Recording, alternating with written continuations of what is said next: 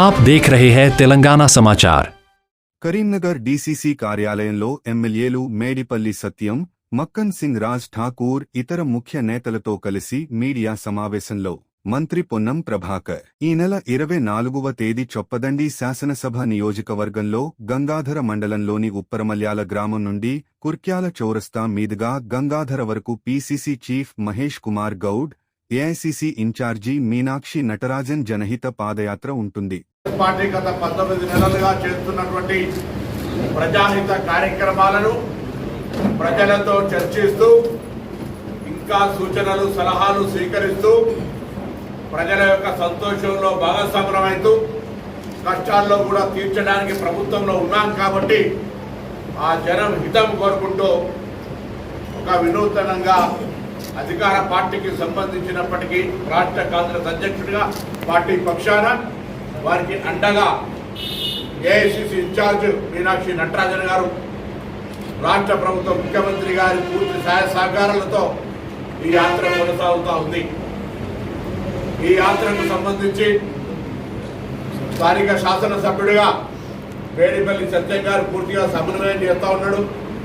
అధికారి సమన్వయకర్తగా మక్కన్ సింగ్ గారు కూడా ఈ కార్యక్రమాన్ని సమన్వయం చేస్తూ ఉన్నారు. జిల్లాకు సంబంధించిన మేము ముగ్గురు మంత్రులను కానీ, ప్రభుత్వ విప్పు కానీ, శాసనసభ్యులు కానీ, పార్లమెంటుకి పోటీ అభ్యర్థి కానీ, పార్లమెంటు సభ్యుడు కానీ, శాసనసభ పోటీ అభ్యర్థులు కానీ, మిగతా నాయకులు, మార్కెట్ చైర్మన్లు, లైబ్రరీ చైర్మన్లు, సెక్యూరిటీ అభ్యర్థులు అందరూ కూడా ఈ కార్యక్రమాల్లో కూడా పాల్గొని జనహిత పాదయాత్ర పూర్తిగా విజయవంతం అయ్యే విధంగా భాగస్వామ్యం తీసుకోవాలని సందర్భంగా కోరుతా ఉన్నాం. 24 సాయంత్రం పాదయాత్ర తర్వాత 24 నాడు గంగాధరలోనే మకాం అక్కడనే నిద్ర చేసి 25 ఉదయంన అక్కడ ఉండబడేటువంటి ఒక ప్రభుత్వ విద్యా సంస్థలో సామాజికంగా సోషల్ సర్వీస్ శ్రమదానం కార్యక్రమం ఇద్దరు కూడా మీనాక్షి నటరాజన్ గారు, మహేష్ కుమార్ గౌడ్ గారు పాల్గొంటారు. దాని తదుపరి తెలంగాణ జిల్లాల్లో కరీంనగర్ మహిళా సంఘాలకు పెట్టింది పేరు.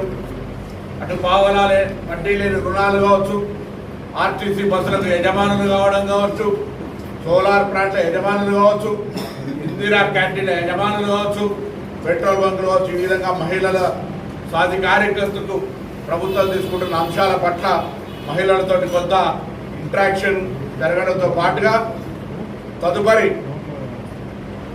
11 గంటల తదుపరి ప్రాంతంలో జిల్లాకు సంబంధించినటువంటి ముఖ్య కార్యకర్తల కుటుంబ సమ్మేళనం అంటే ఒక ఇష్టాగోష్ఠి లాగా అటు అధ్యక్షుడు ఇటు ఇన్ఛార్జి గారు కూర్చొని కార్యకర్తలు అందరితో చూసుకోండి.